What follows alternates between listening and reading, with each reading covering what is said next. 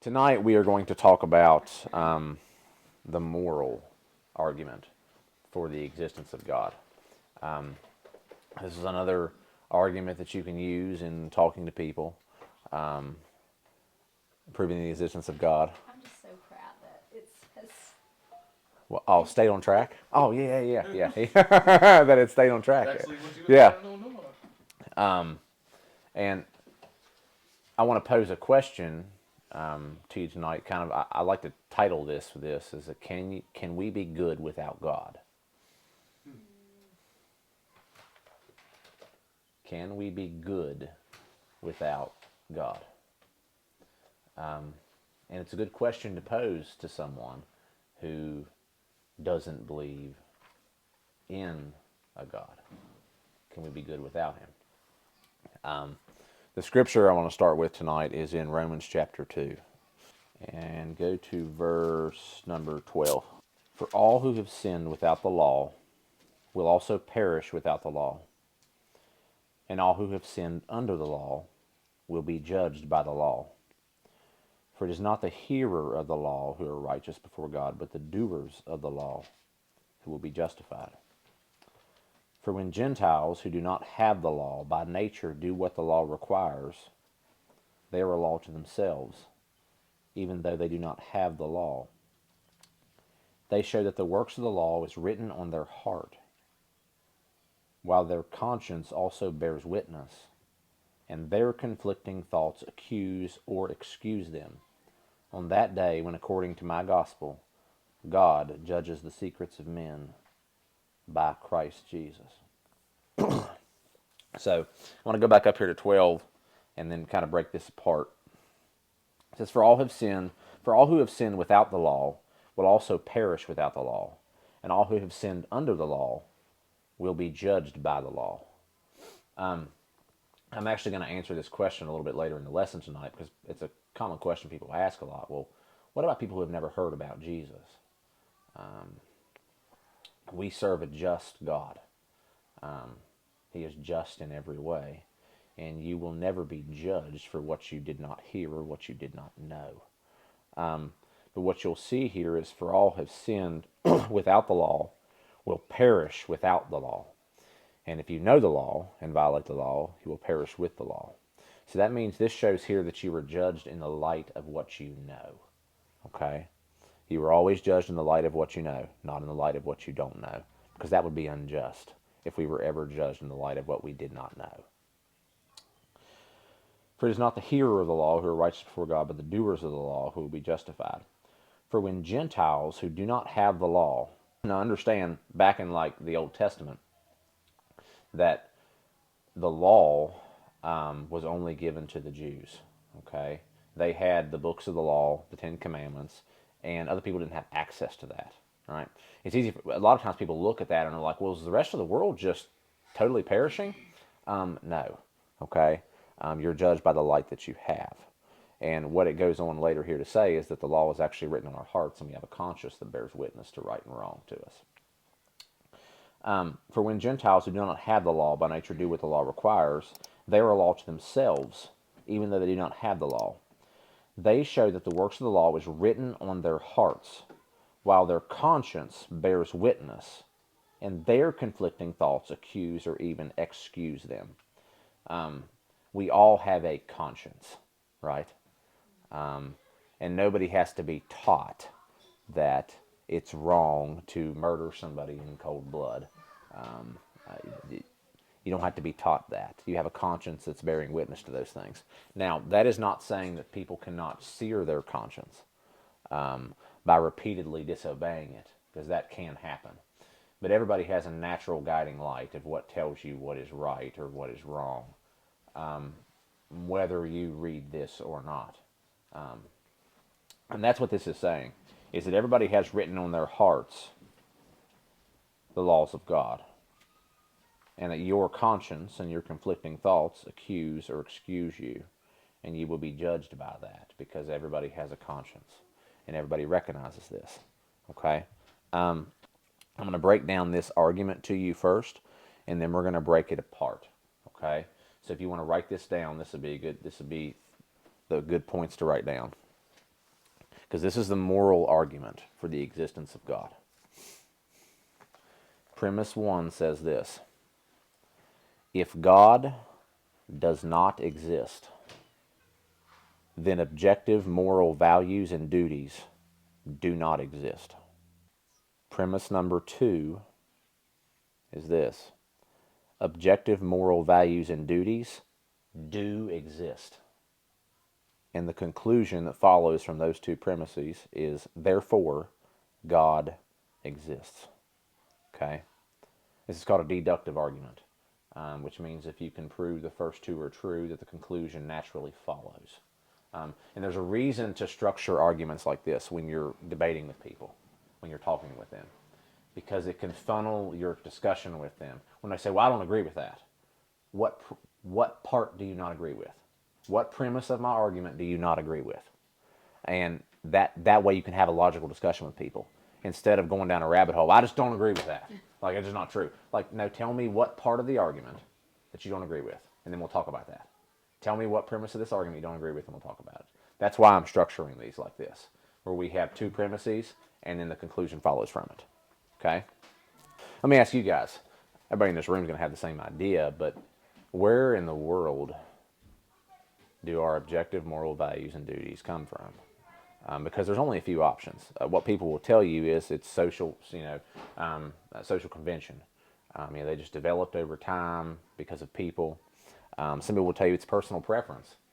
That it's just as much whether you like blue or red, or whether you like chocolate ice cream or vanilla ice cream.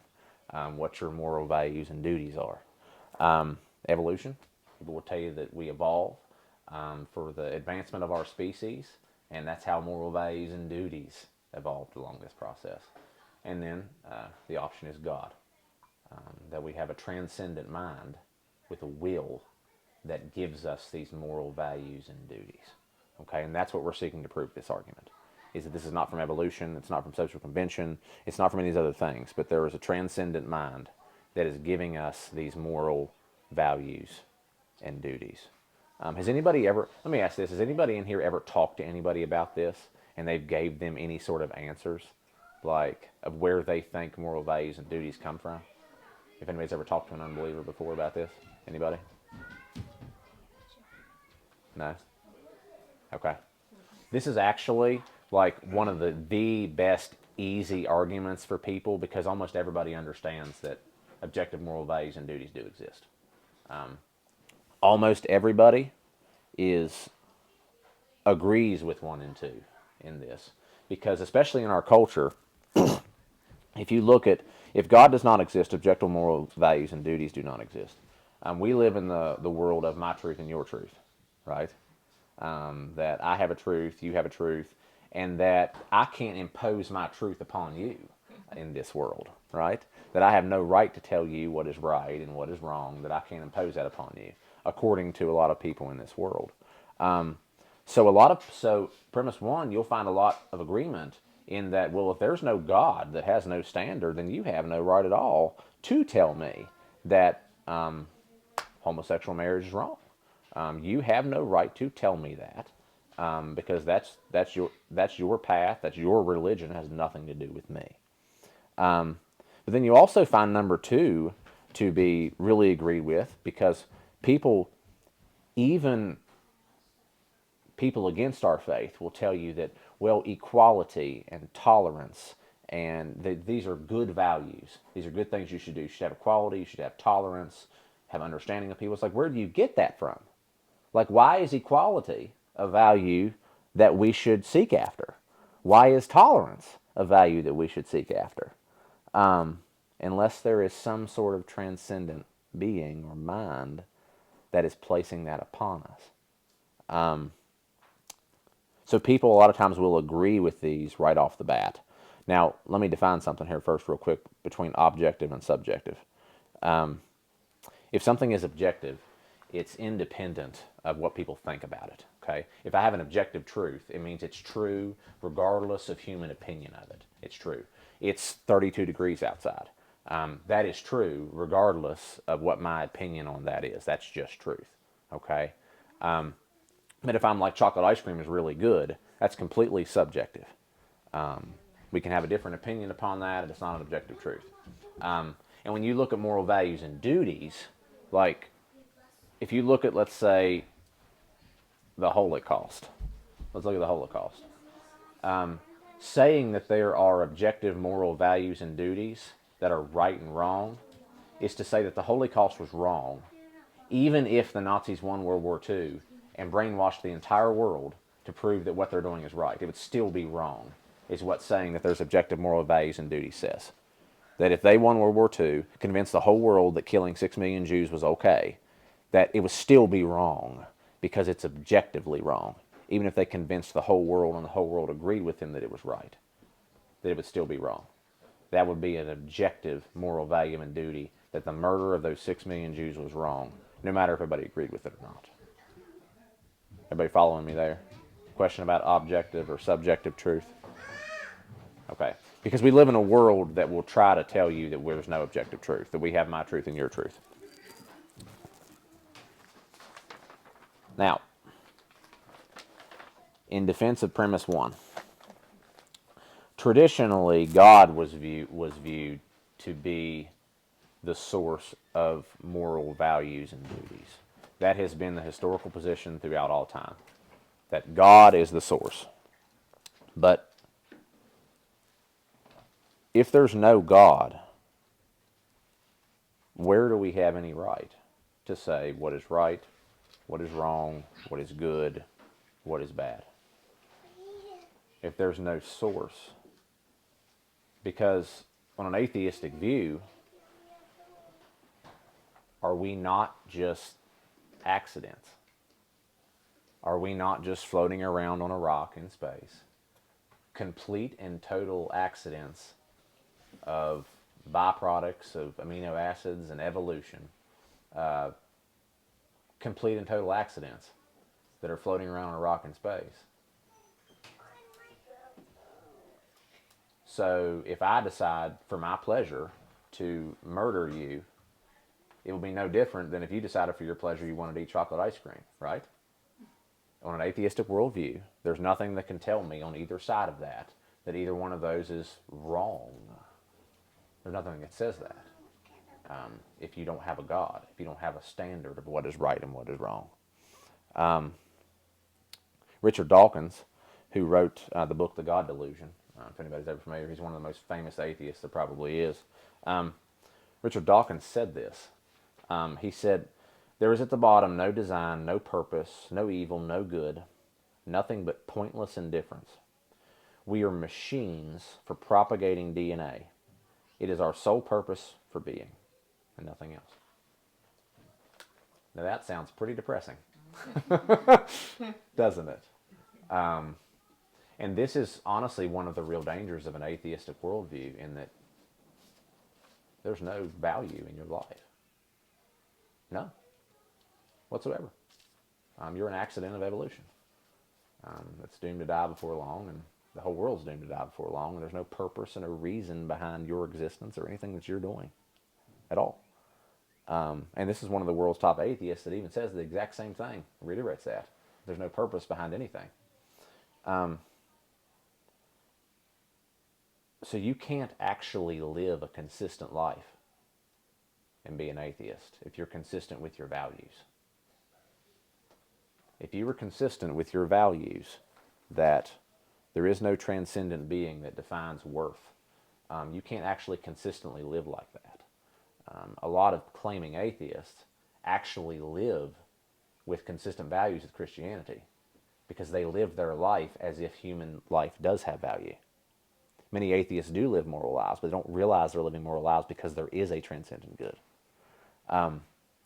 They claim that there is nothing to tell them right or wrong, but they would also all agree with you that torturing a baby is wrong. How could they say that? If I got pleasure from torturing a baby, how can an atheist say that I am wrong for doing so? Where does your value that you're placing on human life come from? Because if evolution is the answer, then why is my life more valuable than a tadpole? Why is my life more valuable than a rat? Because we're animals, right? According to their view. So this is a good discussion to get in with them, is find something that they feel is wrong.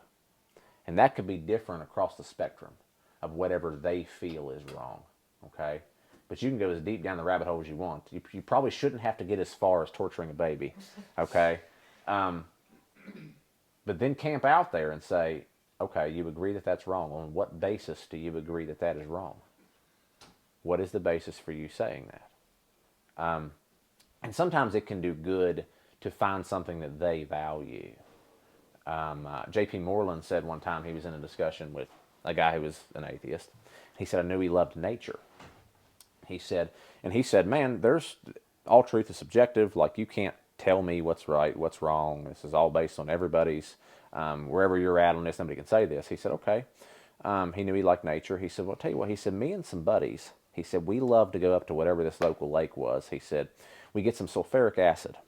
He said, we go up there, we dump it in the water. He said, and we take bets on how many fish that we can kill when we dump this in here. And the person that gets closest to the number of fish that comes to the surface is the winner. And we have just a good time with it. And the guy's boiling over this. Like, because he's an outdoor lover. He loves nature. Like, he's like, we just have a great time with this. He's like, do you feel that's wrong? Yes. How can you say that? If there is no standard, no transcendent being that defines what is right and wrong, I get pleasure out of this. How can you say it's wrong? Find something that they value and go down this path with them. A different, I forget who, it may have been William Lane Craig that said this one, but he knew a professor, and a student had wrote a term paper to him about the subject of there's no truth, everything's subjective, there's no truth whatsoever. And he handed the professor the paper. The professor wrote F on it after he read the paper and gave it back to him. He's like, why did I get an F on this paper? He's like, you handed it to me in a blue folder. He was like, I don't like blue folders. He's like, well, that's not fair. Like, it's not fair for you to do that. He said, well, didn't you just write me a paper that said there's no objective moral values and duties and all truth is subjective? My truth, I hate blue papers, and fairness isn't a thing, right? Fairness isn't a thing, right? But we all agree with the value of fairness. Where does it come from? Where does that come from? It comes from God. That's where it comes from, and that's what you can drill down into with people, because a lot of times, again, you can't live consistently and be an atheist. Is my challenge here, because you cannot consistently live in the world and agree with what atheism tells you. I mean, there's no value to human life, because nobody lives like that. We all live that we agree there's value to human life. We agree that we have objective moral values and duties that we follow. Everybody agrees with that. If a lion kills a zebra, does a lion murder the zebra? Or does it just kill it? It's nature. It just kills it, right? But if I kill you, Well, you can't do it to me. Oh, true. yeah, Okay. I murder you. Right. Why? It's just nature. Ah, Thanks, Heather. yeah. He was Sure, did you primal do, instinct. Sherry? On an atheistic worldview, should be no different. Animals in the animal kingdom kill other animals all the time, and we don't say that's wrong. A lion just killed a zebra. Didn't murder it. But we are on a different plane. Even the atheist lives life like that. They're on a different plane. Ask them why. Why? When a great white shark forcibly has intercourse with another shark, is it rape? No, it's not. It's not. Why? That's nature. How's it different for us? We're different. But on the atheistic worldview, it's not. Challenge that to them. Challenge that to them. We're obviously different, and they actually agree with that. They actually agree with that. once you drill down into it, it's so honestly so simple to see that there is a transcendent, and this has been across time too, because people will look at this and say, well, that's just your culture that has done that. There has been no society across time that has said, man, it's real good if you're just a coward that just betrays his friends all the time. And that just, no culture across time has ever been like, yeah, that's good if you're a coward, you betray your friends all the time, and you murder everybody in cold blood. Nobody has said that because we have transcendent values that have existed across time, across culture, across time, and they haven't changed. Now, is there minor differences here and there? Yes, there is minor differences here and there. But the bulk of it has been the same across time, across culture, all the way across it. Any questions about that so far? Anything? And then when you're talking about that argument, and if somebody disagrees with you, ask them, what premise of the argument do you disagree with? And then talk to them about that premise of the argument they disagree with. Okay? Now, a lot of times you'll end up with a question in this. And I'm going to ask you to stretch your mind for a minute on this one. This is called, I think it's named after a character in Greek mythology, I think, or it's one of the philosophers that wrote it. What makes something good? Okay, and these are the two questions. There was actually a girl in our compass class that presented this question to me. They were some thinkers. That's all they had time That's to all do. they had time to do. They asked questions, and they were some thinkers. And this was a teenage girl that presented this question. Is something good because God wills it? Or does God willing it make it good? So is something good because God wills it, or does God will something because it's good? Excuse me. Think about that for a second. Is something good only because God wills that it's good? Or does God will something because it's good? What do you guys think? Your answer is God wills something because it is good. Yeah, because he wouldn't will anything that wasn't good. Okay. That's him again, but I'm thinking the first one. Okay. So the first one is something good because God wills it? Or does God will something because it's good? So the first one says that whatever the command of God is, so if something good, it's because he wills that it's good, is the first one. Yeah, Okay. the first one. Okay. Because nothing can be good without him. That's true. First. Yes. Yeah. So it's actually sort of neither. Okay. We're all wrong. Question. Gotcha. God wills things because he is good. Ultimate source of goodness. His character and nature is good. He is good itself. Good is not something God is. It's his character and nature that is good. So when he is willing something, he's willing it out of his character and nature, and his character and nature is good. Because if we would say that God wills something because it's good, then we have a transcendent good that's above God. That things are good outside of God's nature. God himself is the nature of what good is. It's his character and nature that is goodness personified. Okay? And what that means is none of us are good at all. Only our alignment with his character and nature make us good at all when we align ourselves with who he is. If there's a heater over here, and I've used this analogy before, and I'm cold, I get close to the heater. Okay? And it's my fault if I'm cold and I walk away from it. That's God, and that's good. He is good. He is good itself. So when I draw near to him and align with his character and nature, that's what's good. And Jesus even said this. Jesus himself said this. If you go to Mark chapter 10, verse 17, Jesus said this. I love this story of the rich young ruler, okay? But it's probably one of the most misunderstood stories in the entire Gospels. And as he was setting out on his journey, a man ran up and knelt before him and asked him, and this is Jesus. He said, "Good teacher, what must I do to inherit eternal life. And Jesus said to him, Why do you call me good? For no one is good except God alone. I'm going to pause there. Every Christian cult, Islam, use this verse to say Jesus was not God.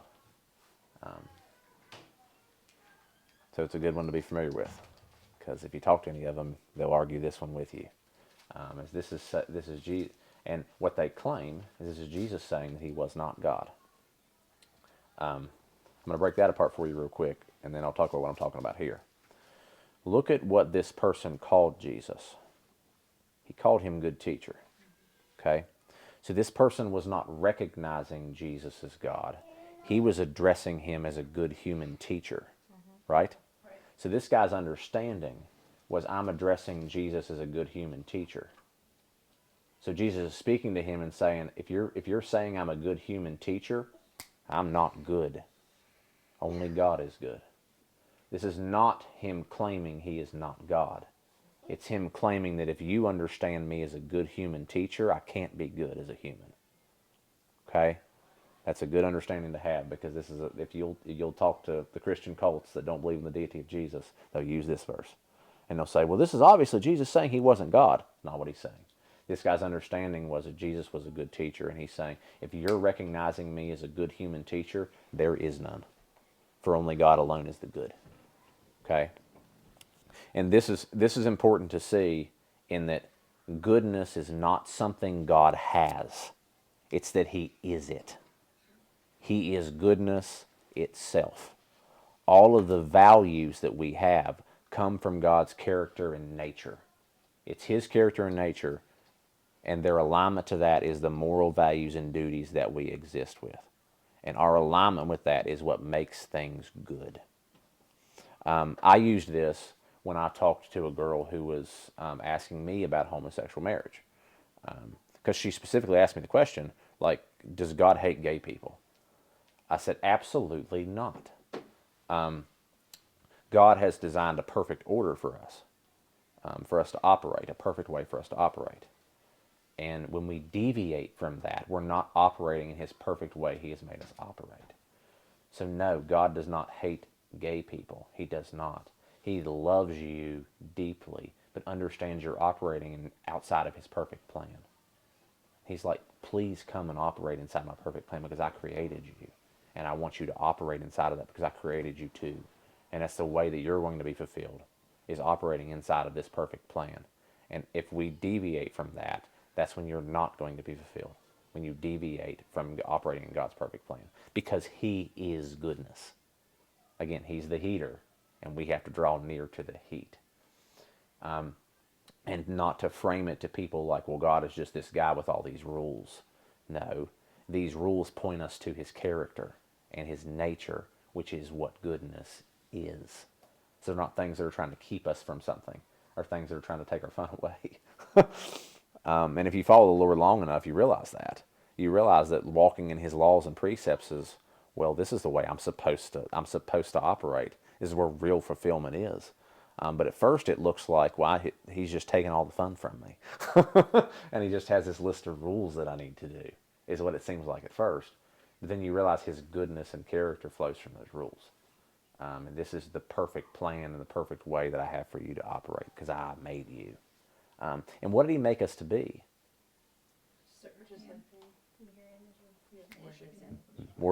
We worship him, which makes us his image bearers, because we're mirrors. What we look at and put our attention to, we shine back to the world. So we're to bear his image to the world. So when we worship him, we bear his image to the world, which means we bear his goodness. Whenever I go by a homeless person and I am generous to a homeless person, I'm generous to them, that is bearing God's goodness and God's generosity through me to that person, because God's generous. So I'm spilling him out. When I go past us, we talked about this earlier today. When I pray for the sick, when I pray for somebody sick, I'm not saying, well, I just need to do this work. No. It's that God's goodness and character cares for them, and it's spilling forth from me with compassion to heal them. Many times through the gospel it says Jesus had compassion and healed them with compassion because the goodness and character and nature of God was spilling forth from him. Not that I'm separate from that and I just got to go do this work. I got to do a bunch of, it's not that. It's that we're full of the Holy Spirit and we have the character and nature of God, and that's spilling forth from us to do those things. And it's shining his character and nature, which is good, to the world. Okay? Questions about that or discussion? I'll give you a C.S. Lewis quote here too. I pulled up for this because I thought it was really, really good. C.S. Lewis, for those that don't know, used to be an atheist. He wrote the Chronicles of Narnia, for those that don't know who C.S. Lewis is. He was also a very famous Christian speaker, famous Christian writer. His book, Mere Christianity, is amazing. James is reading it right now. Still reading it. And I'm next. If you want a good book to read. He used to be an atheist, though, but listen to his line here. It goes with this moral argument. And he said, "My argument against God was that the universe seems so cruel and unjust.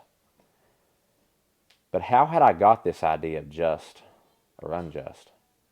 He said, "A man does not call a line crooked unless he has some idea of what a straight line is.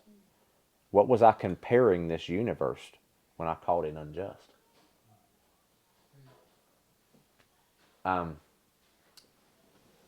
If we have something that we call bad, and this is actually to help you battle when people ask you about the problem of evil in the world. Because people will ask you, and it'll be one of their arguments against the Christian faith, they'll say, what about all this evil in the world? What about all these atrocities? What about all this stuff that's happening? Why is it evil? How can you even call it evil? If there's let's say I have a part on my car. Let's say it's, I was going to say carburetor, but no cars have carburetors anymore. Let's just say that's my transmission. Okay. Drive it off the lot, brakes. I have a bad transmission, right? Why is it bad?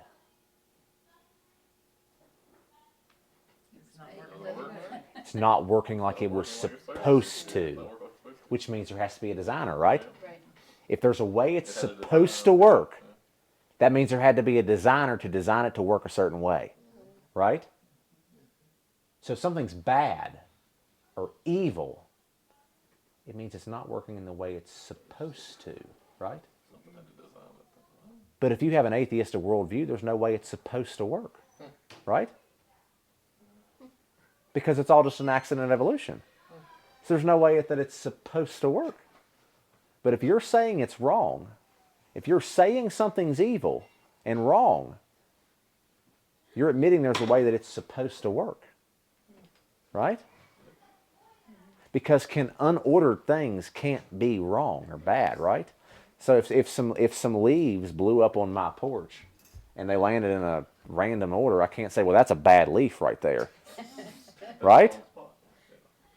Because there was no way it was supposed to land. There was no way it was supposed to work. So I can't say that's a bad leaf. I can only say something's bad or evil if there's a way it was designed and supposed to operate and supposed to work.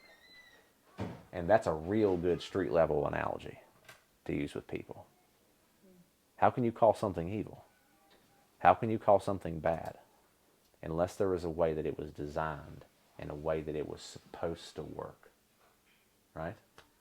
I think that's probably the most powerful, street level analogy to give to somebody. Any questions about that moral argument at all? Anything? Any discussion about that? And I'll move on to one more question tonight that you may encounter.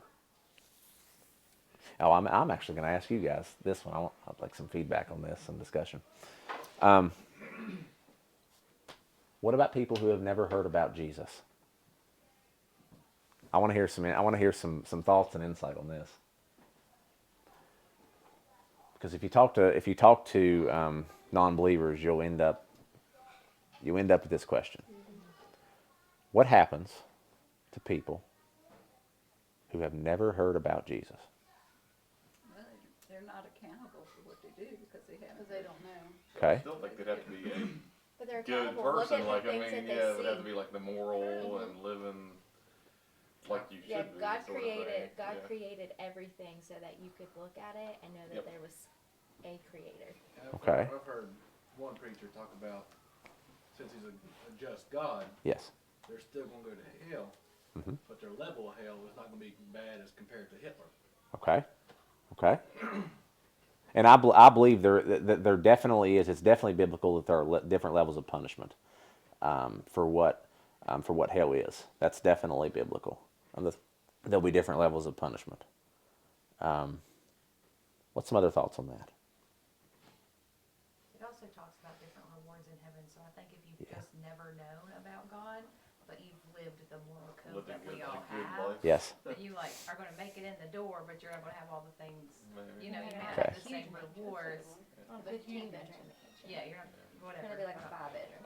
That somebody else that knows it and worked it for the kingdom on earth. Well, I'm going to play devil's advocate with you for a second, okay? Oh, no, it's just different. No, it's good. I'm gonna play the other side with you for a second, okay? But didn't Jesus say that He's the only way? Yep. Right? That's by living by what? Because I mean, I don't think God's gonna be like, because you've never heard of me, I'm never gonna guide you. Yes. So if you can still follow the conscience and morals that are given to you, Yes. then it's like you've done all that you knew to do. You can't Yes. be held accountable for not knowing what you don't know. Yes. I've heard 100%. another preacher talk about what Kennan said. This whole earth is designed to prove that there is a God. Exactly. Yes. Just by being on Earth, you can see that there's. Yes. And Romans Knows that God. That's in there something. Yeah. Romans chapter 1 tells us that. I was going to ask you, but then I started saying it before I even asked you where it was. Romans chapter 1 tells us that. And we learned that in the last lesson. Romans chapter 1 says that His eternal power. Well, let me go back there. I'm going to take this somewhere. This is a good discussion. His invisible attributes, namely His eternal power and His divine nature, have been clearly perceived ever since the creation of the world in the things that have been made. So they are without excuse. Let's talk about places that, knowing that there's a creator and believing in the God of the Bible would be two different things though.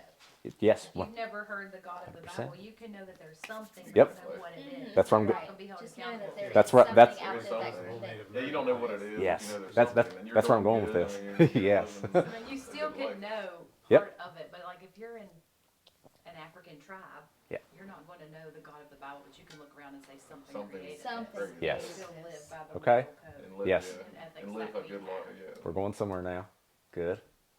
Okay. People right. Now, and Romans 2 told us that everybody does have a moral code, right?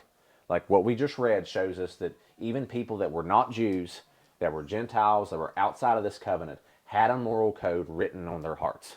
Romans 2 told us that, okay? Romans 1 told us that they can tell there's a creator. Romans 2 said that we have a moral code written on our heart. We're there, right?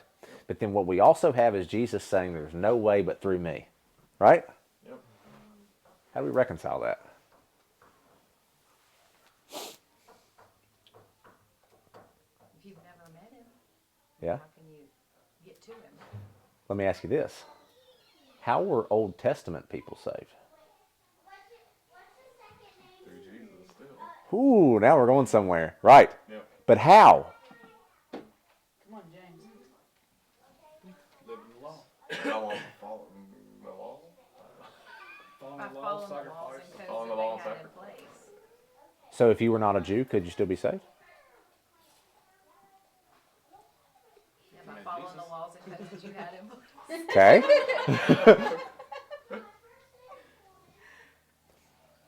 In the Old Testament, I'll use Abraham. Abraham was justified by faith, right?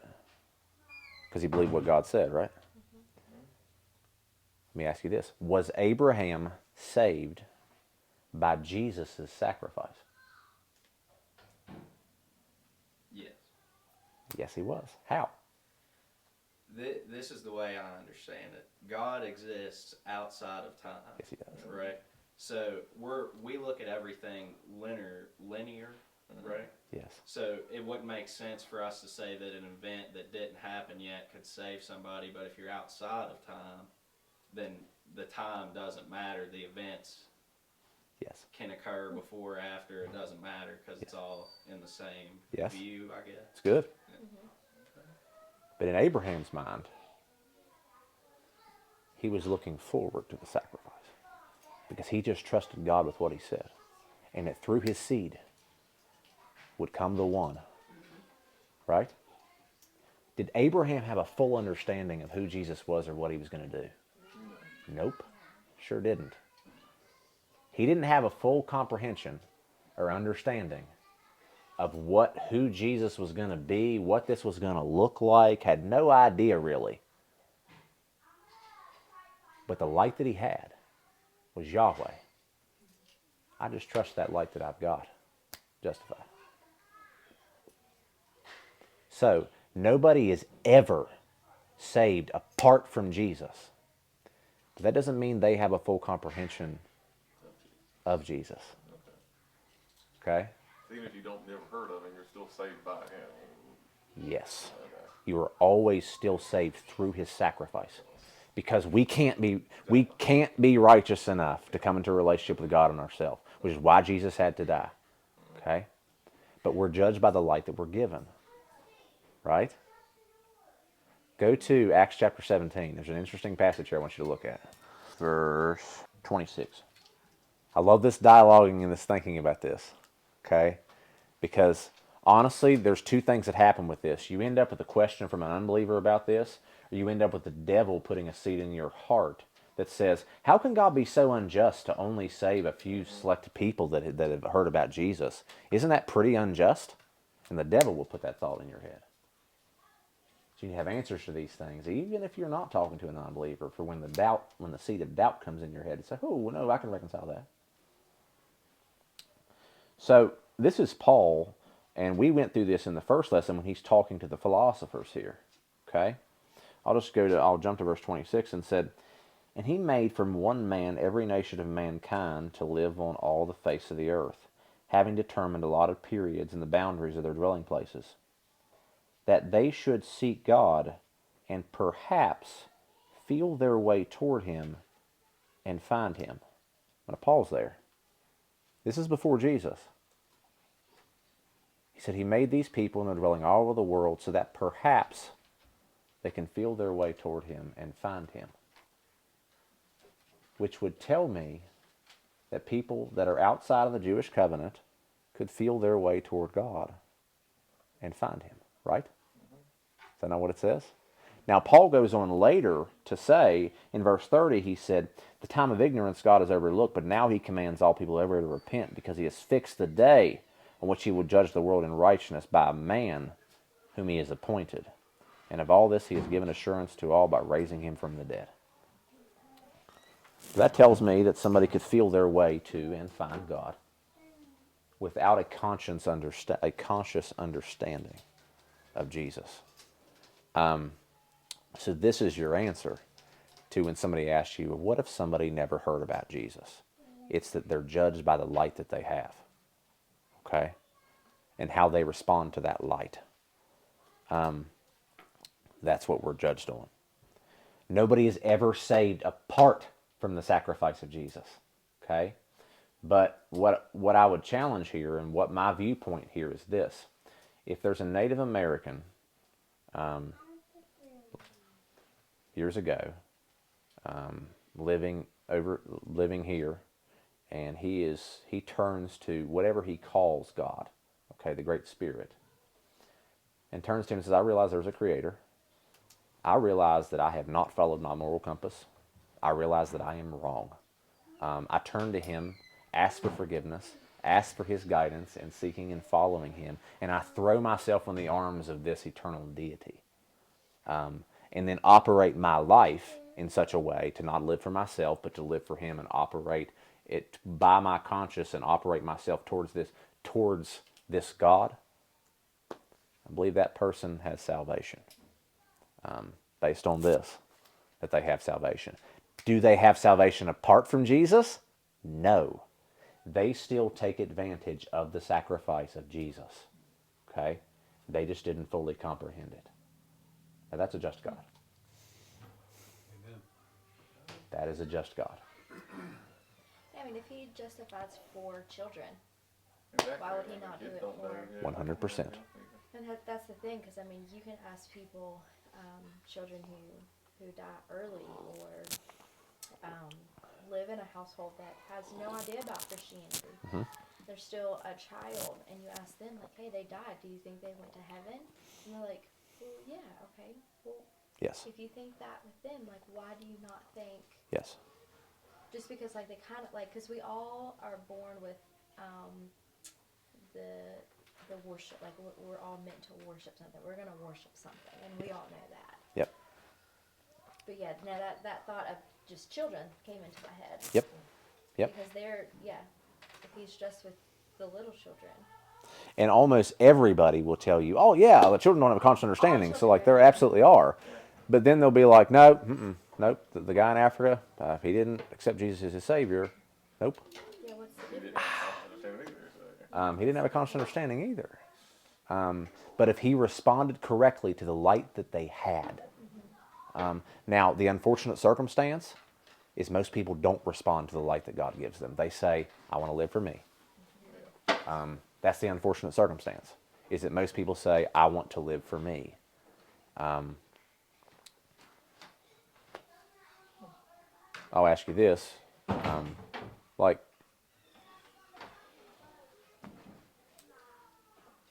everybody in here who probably has someone in their family or a friend that is not a Christian, right?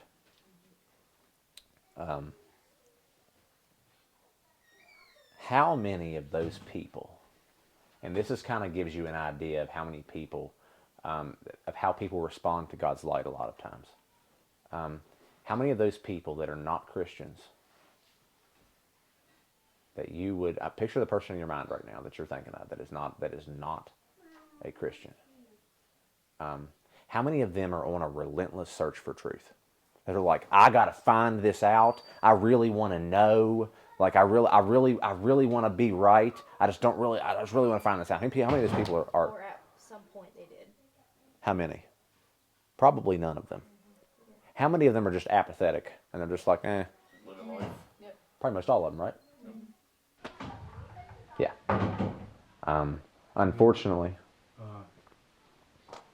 Before I was saved, I did Native American spirituality, but I also did a lot of therapy, and it all revolved around, I mean, it was secular therapy, and it always revolved around inner work. And we were taught to keep asking, what is this? What is this? You know, to be the searching Yes. thing, but you were always taught to look inside yourself Mm-hmm. for it. Interesting. So I know a lot of those people who were really, you know, intent on wanting to know what this is. Yep. And we have a just God, and it's interesting too that you were doing that searching and you ended up finding God's light. Yeah. That's interesting. Because I think we serve a God that when people are really searching, they'll find him. If they're really hunting for him. But most of the time people don't, because they're not. They're apathetic. They're saying, live my life how I want. But if people are really hunting and searching for him, they'll find him. You did. Yeah. Yeah. There's people who are on relentless searches for truth. They'll find it. Yeah, one of the most amazing things that I remember happening to me when I was saved, because before I had constantly had all these questions in my mind. What is this? What is that? Where am I going? Who am I? What's this? What? Poof! They all disappeared. Yeah. It's like, wow. That's Pretty simple. That's awesome. That's awesome. Yeah, it's like this huge weight was lifted. Yeah. The gospel is simple. It really is.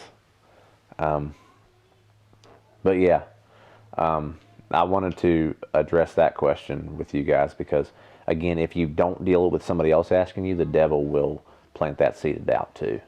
Because I know he done that with me at one point when I was in my like really deep dive and all this stuff, and all the doubt that I had is like that was posed to me by the devil. It's like, well, like how is it just this isolated group of people that have heard about Jesus that are saved, and everybody else is just going to hell? It's like, how is that a just God? And like that doubt was posed to me by the devil, which is what made me dig into this. It's like, oh wait, that's not quite the answer here, because he's a just God in every way, in every way. Any questions about that? Anything? All right. If not, let's do communion.